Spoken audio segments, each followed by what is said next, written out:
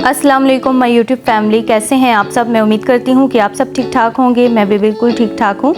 आज मैं फिर से हाजिर हूँ अपने एक नए व्लॉग के साथ। तो चलिए आज का व्लॉग स्टार्ट करते हैं। अच्छा, आज का जो व्लॉग था मैंने सुबह के टाइम तकरीबन 10 बजे का टाइम था जब मैंने स्टार्ट किया था। तो सुबह जब मैं नाश्ता वगैरह कर फ़ारुग होती हूँ और घर के काम करना स्टार्ट करती हूँ तो सबसे पहले मैं यहाँ टीवी पर यूट्यूब ऑन करती हूँ और यूट्यूब पर मैं सबसे पहले सूरत बकरा लगाती हूँ। जब मैं सूरत बकरा लगा देती हूँ ना तो फिर ऊंची सी आवाज़ में मैं ख़ुद भी ये सूरत बकरा सुनती रहती हूँ और घर में बच्चे भी होते हैं, मेरी जो हेल्पर्स होती हैं वो भी सुनती हैं। इस चीज़ का हम सबको बहुत ज़्यादा सवाब मिलता है। तो इस तरह से काम करने में भी बहुत मज़ा आता है। एक तो अल्लाह ताला का हम कलाम सुन रहे होते हैं और ऊपर से जो है ना हमारे काम बड़ी जल्दी जल्दी से ख़त्म होते हैं। काम ख़त्म करने में इतनी बरकत पड़ती है ना कि मैं जल्दी जल्दी से अपने सारे कामों से ना फ़ारिग हो जाती हूँ। तो जितनी देर में मैं अपने घर के सारे काम करती रहती हूँ ना टीवी पर, ये उतनी देर मेरी सूरत बकरा चलती रहती है। ये तकरीबन 1.5-2 घंटे की होती है सूरत बकरा। मेरा आधा काम सूरत बकरा सुनते सुनते ही ख़त्म हो जाता है।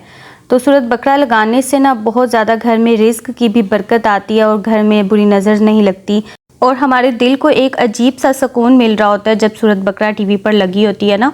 तो फिर बहुत मज़े से मैं अपने सारे घर के काम कर लेती हूँ। आप भी इस चीज़ को डेली अपनी रूटीन में शामिल करें।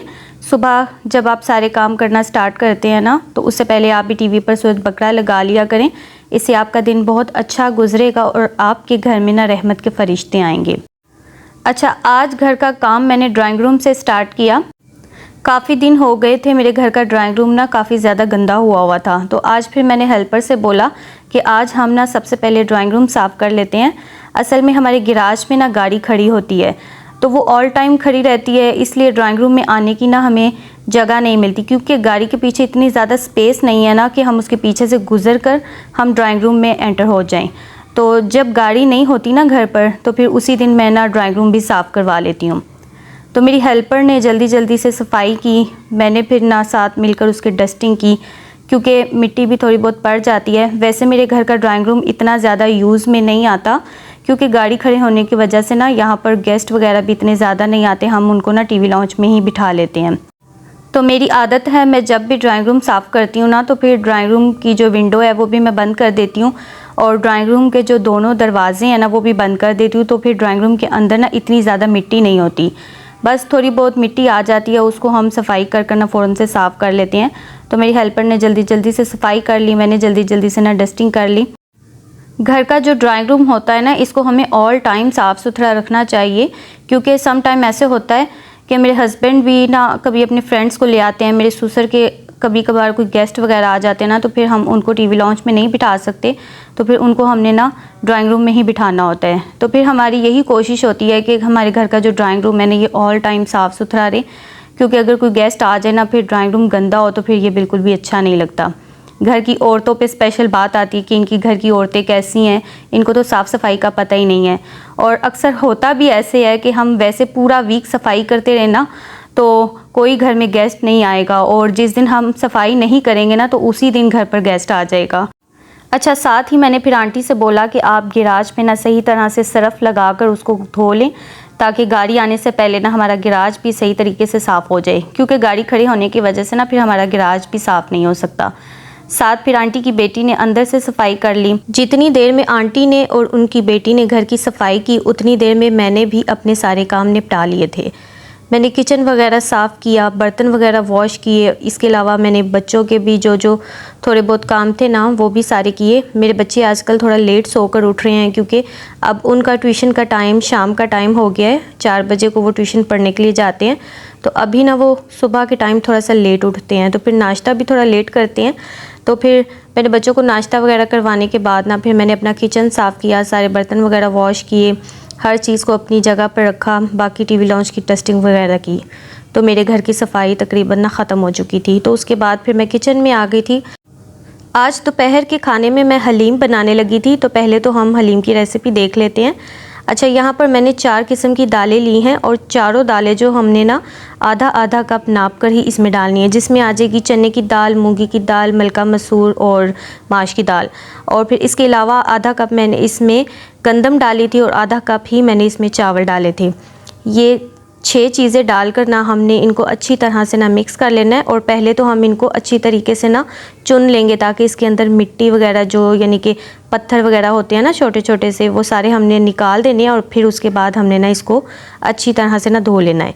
अच्छा, ये वाला जो क्लिप है ना, ये मैंने व्लॉग से एक दिन पहले रात को शूट किया था, क्योंकि हलीम के लिए जब हम दालें भिगोते हैं ना तो उससे एक दिन पहले ही भिगो देना चाहिए।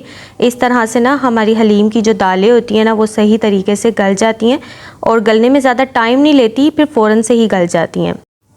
और एक बात का आपने ख़ास ख्याल रखना है, आपने जितनी भी दालें इसमें शामिल करनी है ना, सबकी क्वांटिटी एक जैसी ही होनी चाहिए। ये ना हो कि आप दालें ज़्यादा डाल दें, गंदम और चावल कम डाल दें। अगर आप एक जितना हर चीज़ को बराबर करके इसमें डालेंगे ना तो फिर आपकी हलीम बहुत अच्छी बनेगी। तो फिर जब अगले दिन मैंने हलीम बनाना स्टार्ट की थी ना तो मुझे भीगी हुई दालें मिल गई थी। फिर मैंने इनको अच्छी तरह से धो लिया। धोने के बाद मैं इनको प्रेशर कुकर में डालकर इनको गलने के लिए रखने लगी थी। मैं वैसे भी इसको देगची में डालकर रख सकती थी, लेकिन हमारे यहाँ पर ना गैस की लोड शेडिंग बहुत ज़्यादा होती है। 12 बजे के टाइम पे हमारे गैस आती है और 2 बजे हमारे यहाँ पर ना गैस चली जाती है।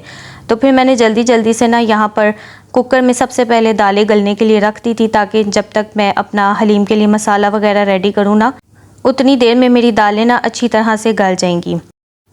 अब यहाँ दूसरी साइड पे मैं हलीम के लिए मसाला रेडी करने लगी थी। तो सबसे पहले मैंने पैन में हस्बे ज़रूरत कुकिंग ऑयल शामिल किया है। कुकिंग ऑयल मैं इसमें थोड़ा सा ज़्यादा डाल रही हूँ, क्योंकि दालों में तो कुकिंग ऑयल बिल्कुल भी नज़र नहीं आता।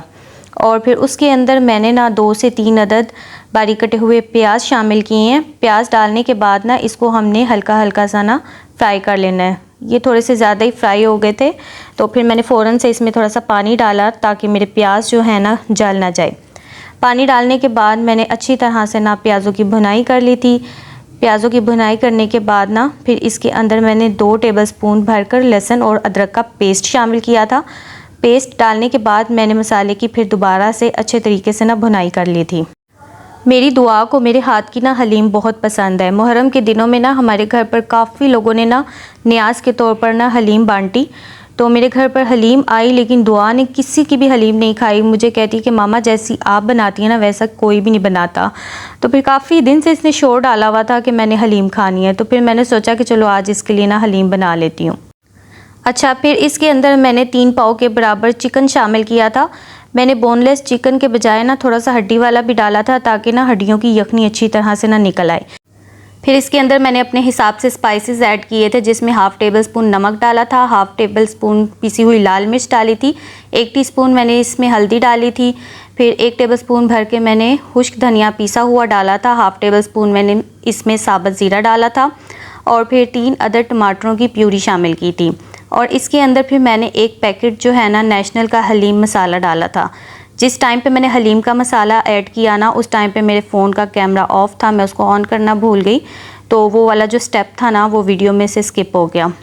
फिर इसमें मैंने जो चिकन डालकर सारे मसाले वगैरह डालकर ना इसको अच्छी तरह से भूना। जब चिकन की अच्छी तरह से भुनाई हो गई थी ना, फिर इसके अंदर मैंने 2 गिलास के बराबर पानी शामिल कर दिया और फिर मैंने इसको कवर करके ना दम पर पकने के लिए रख दिया, ताकि चिकन जो है ना अच्छी तरह से गल जाए। फिर दूसरी साइड पे यहाँ पर मेरी दालें भी गल चुकी थी। इसको मैंने आधे घंटे के लिए ना प्रेशर दे दिया था। आधे घंटे में ना ये बहुत अच्छी गल गई थी।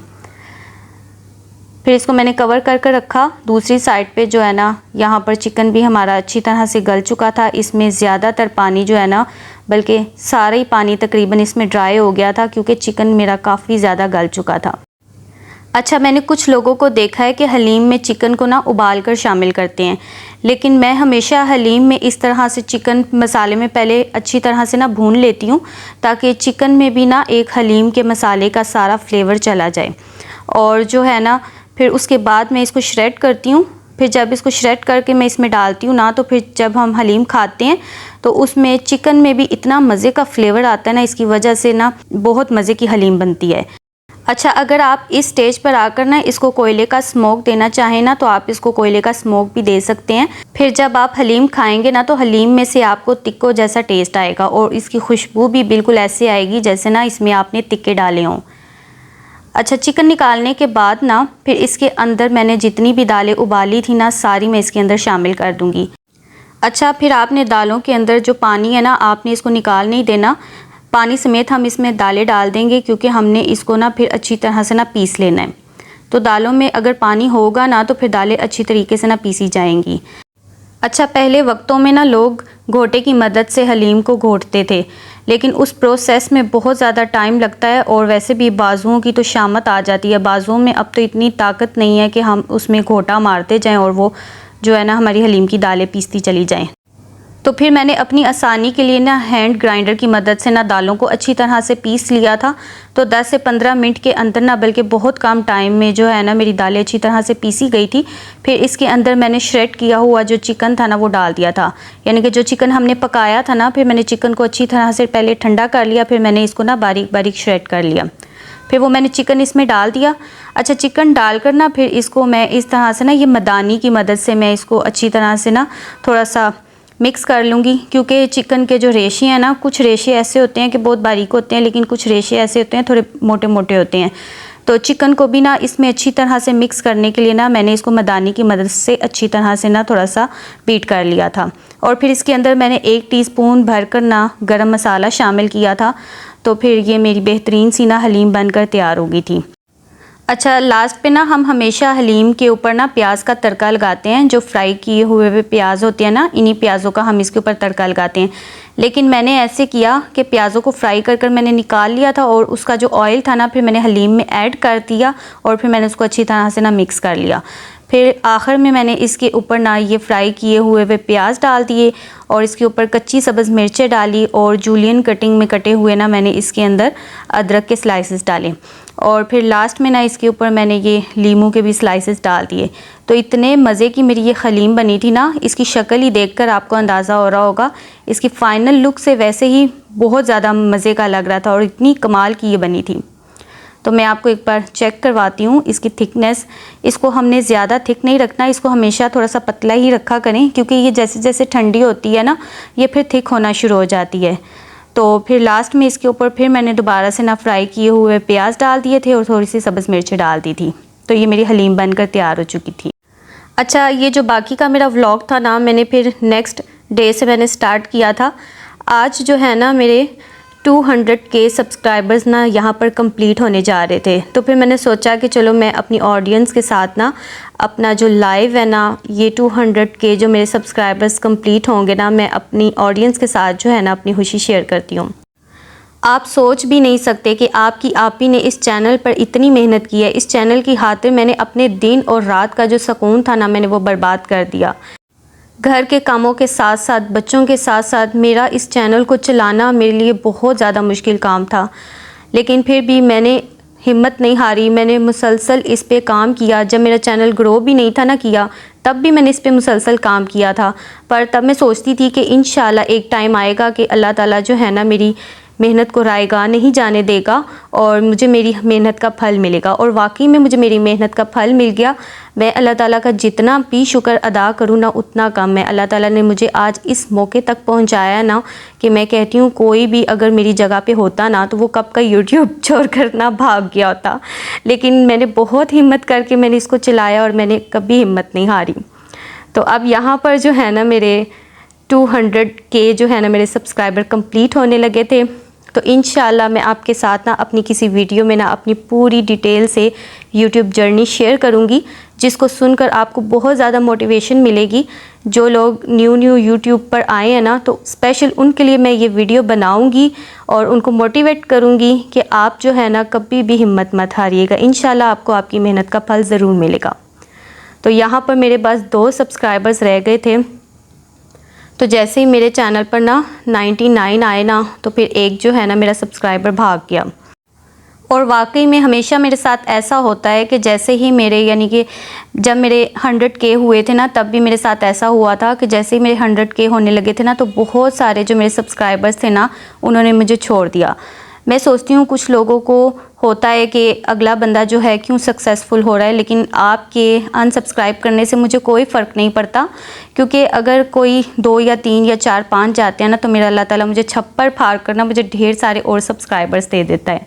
तो यहाँ पर बस मेरा एक सब्सक्राइबर जब रह गया ना, तो फिर जो है ना एक ने मुझे अनसब्सक्राइब कर दिया। तो जैसे ही मेरे 99 हुए ना, तो मेरा दिल ज़ोर ज़ोर से धड़क रहा था कि बस दिल कर रहा था कि अब जल्दी से जो है ना मेरे 200K जो है ना कंप्लीट हो जाएं। जब 98 हुए ना तो फिर उसके फ़ौरन बाद ही मुझे 2 सब्सक्राइबर्स एकदम से मिल गए, तो मेरे फ़ौरन से ना 200K सब्सक्राइबर्स कंप्लीट हो गए। तो सबसे पहले मैं थैंक यू करती हूँ अपनी पूरी यूट्यूब फैमिली का, जिन्होंने मुझे यहाँ तक पहुँचाया। तो आप प्लीज़ इसी तरह से मुझे हमेशा सपोर्ट करते रहिए। आपके सपोर्ट तक मैं यहाँ पर पहुँची हूँ, तो आपकी आप ही को आपके सपोर्ट की ज़रूरत है और किसी चीज़ की ज़रूरत नहीं है। तो अपनी आप ही का साथ कभी भी मत छोड़िएगा, अपनी आप ही को इसी तरह से ना सपोर्ट करते रहिएगा। अच्छा, फिर जब ना हम लोग शाम के टाइम पे मेरे हस्बैंड घर पर आए ना, तो यहाँ पर उन्होंने फिर मुझे ना डिनर दिया, मेरी 200K की सेलिब्रेशन की उन्होंने, और मेरी फैमिली बहुत ज़्यादा खुश थी। उनको पता था कि उनकी मामा ना, वो कहते ना चल्लों की तरह इस चैनल पर दिन रात पागल हो गई थी। मेरे बच्चे भी यहाँ तक आ गए थे कि मामा आपको तो बस यूट्यूब चाहिए, हर वक्त यूट्यूब चाहिए, उठते हुए यूट्यूब, बैठते हुए यूट्यूब, और तो कोई काम नहीं रहा। तो यहाँ पर हस्बैंड फिर आज हम लोगों को डिनर पर बाहर लेकर आए थे। मेरे 200K की सेलिब्रेशन उन्होंने की थी, छोटी सी की थी, लेकिन मुझे बहुत ज़्यादा खुशी होती है कि जब मेरे हस्बैंड ना मेरी हर खुशी में सबसे पहले आगे आगे होते हैं। फिर यहाँ पर हस्बैंड ऑर्डर देने लगे थे। कुछ समझ नहीं था आ रहा कि आज हम ना डिनर में क्या मंगवाएं। खाना हम अगर घर पर खाएं या बाहर खाएं ना, मसला यही होता है कि हम खाएं क्या। पर जैसे तैसे सबसे पूछ कर हर किसी की चॉइस के मुताबिक हमने हर चीज़ को ऑर्डर दे दिया। तो जिस रेस्टोरेंट में हम आए थे ना, इनकी सीलिंग मुझे बहुत ज़्यादा पसंद आई थी। बहुत अच्छा ये रेस्टोरेंट था, इन्होंने ना बहुत अच्छा सेटअप किया हुआ था। अच्छा, फिर खाना खाने से पहले ना हमने केक काटा। मेरे हस्बैंड स्पेशल मेरे लिए ना 200K का केक बनवा कर लेकर आए थे। तो फिर यहाँ पर हमने छोटा सा एक केक काटा, अपनी एक छोटी सी सेलिब्रेशन की। सेलिब्रेशन छोटी हो या बड़ी हो, लेकिन जिस इंसान ने इस पे मेहनत की होती है ना, उसके लिए वो बहुत बड़ी चीज़ होती है। तो फिर उसके बाद ना हमारा खाना आ गया था। खाने में हमने काफ़ी ज़्यादा चीज़ें ऑर्डर की हुई थी। बच्चों ने पास्ता मंगवाया था, हस्बैंड की पसंद थी चिकन शनवारी कढ़ाई, उन्होंने अपनी पसंद से मंगवाई।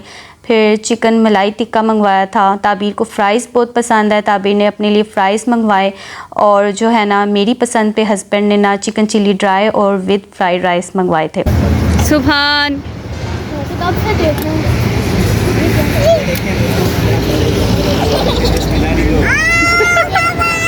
और सुभान कैसा लगे?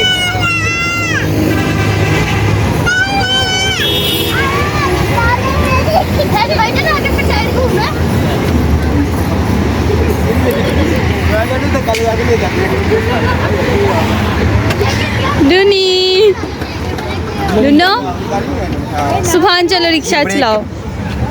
सुभानी रिक्शे वाले बन गए आज तुम। सुभानी कहने फ्यूचर में रिक्शा चलाऊंगा। दुआ एक ही जगह अपना फेस।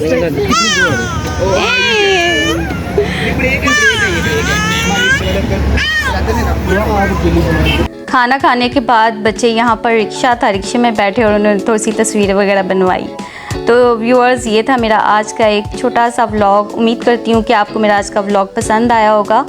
अपनी आप ही को इजाज़त दीजिए, फिर से मिलेंगे अपने नेक्स्ट किसी अच्छे से व्लॉग के साथ। तब तक के लिए अल्लाह हाफिज़।